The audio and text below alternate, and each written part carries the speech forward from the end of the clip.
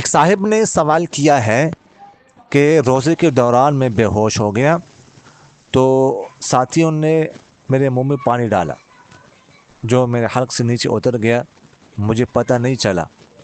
اس کے بعد جب میں ہوش میں آیا تو مجھے بتایا گیا کہ اس طرح ہم نے پانی ڈالا ہے۔